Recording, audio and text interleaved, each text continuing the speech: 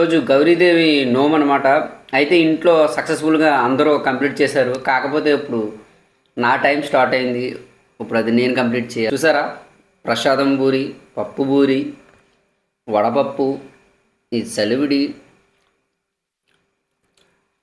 తేనెగారెలు, Apple, coconut water.